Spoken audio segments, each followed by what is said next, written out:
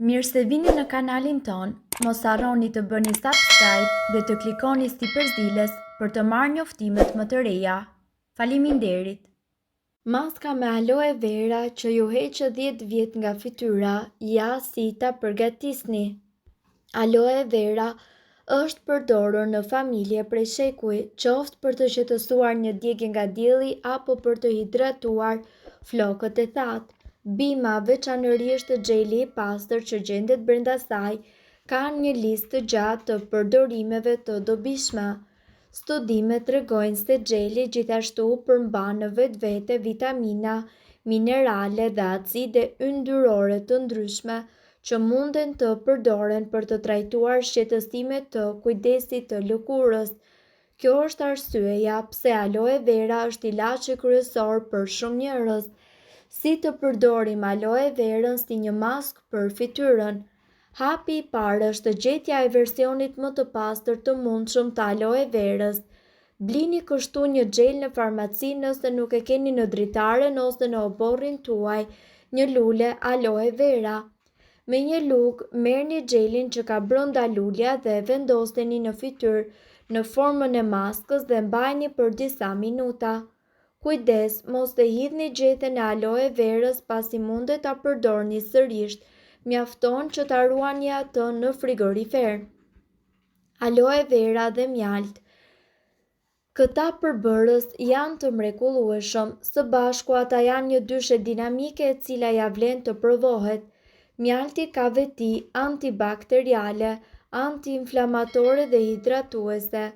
Në përgjithësi, kjo maskë për fytyrën është e gjithanshme, e shkëlqyeshme për shumicën e shqetësimeve të kujdesit të lëkurës. Kur ju kombinoni këta përbërës, mbani në mend raportin 1:2, për çdo pjesë mjalt shtoni 2 pjesë gjel aloe vera. Aloe vera dhe sheqer. Skrabet me sheqer janë më të mira kur ato bëhen vetë. Nuk është për t'u habitur që ky kombinim i maskave të fytyrës është një zgjidhje popullore. Sheqeri është një eksfoliues natyral në saj të strukturës së tij me kokra. Përmirëson gjithashtu pamjen e lëkurës tuaj të lodhur duke hequr edhe qelizat e vdekura. Ju mund të përdorni ose sheqer të bardhë ose kafë. Ky i fundit është një zgjedhje e shkëlqyer për lëkurën e ndjeshme për maskën tuaj. Aloe vera dhe shafrani ndije. Nëse do të flasim për ndriçimin e lëkurës, shafrani i Indis është mbreti i zbehjes së hiperpigmentimit. Pavarësisht nëse është për shkak të ekspozimit në diell ose shenjave të akneve të kaluara, përdorimi i një kombinimi të aloe verës dhe të shafranit të Indis mundet të ndihmojë në zbardhjen e ngjyrës dhe njollave të errta. Vitet e fundit aloe vera duket se është ndërruar në një prej bimëve më të preferuara në industrinë e kozmetikës. Pra, nëse ju keni një të tillë në shtëpi, nuk keni përse të harxhoni para për kremra dhe maska të shtrenjta. Maskë për lëkurën e thatë. Aloe vera përbën një prej trajtimeve më efektive në ritualin e përkujdesjes së lëkurës së thatë. Për këtë maskë juve ju nevojiten 2 lugë gjel aloe vera, 2 lugë kos natyral dhe 2 lugë me lëng kastraveci. Pasi ju të qëroni kastravecin, kaloni në frulator me pak ujë derisa të krijohet një masë e lëngshme. Bashkoni të gjithë përbërësit e maskës në një enë dhe vazhdoni me përzierjen derisa të bashkohen në një. Më pas aplikojeni atë në të gjithë sipërfaqen e fytyrës tuaj derisa të mbulohet një trajtësisht. Lëreni maskën që të veprojë për 15 deri në 20 minuta dhe shpëlajini fytyrën tuaj me ujë të vakët. Maskë për fytyrën e yndyrshme. Një prej problemeve më të mëdha që përballet çdo njeri i cili ka fytyrë të yndyrshme është se kjo lloj lëkure ka shumë nevojë për trajtim në mënyrë që të mbetet lucid ose thëndryshe ndriçuese. Përbërësit e maskës janë një kokër vezë, një lugë gjel aloe vera, një lugë çaj mjalt dhe 2 lugë çaj me miell elbi. Rriheni fillimisht të vezën, shtoni mielin e elbit, gjelin e aloe verës dhe mjaltin. Vazhdoni përzierjen derisa masa të bëhet gjysmë e lëngshme. Lani fytyrën pa e tharë plotësisht dhe përhapeni maskën me ndihmën e një peneli ose sfungjeri. Lëreni të thahet plotësisht dhe do ta kuptoni këtë gjë pasi maska ka efekt shtrëngues. Në fund, e lani fytyrën tuaj me ujë të vakët. Mask për të zbehur njollat kafe. Njollat kafe të njohura me emrin melazma krijohen si rezultat i hiperpigmentimit të lëkurës. Gjithashtu ekspozimi i tepruar në diell, shtatzania dhe përdorimi i produkteve të dëmshme për lëkurën janë disa nga faktorët që zhvillojnë më tej këtë problem estetik.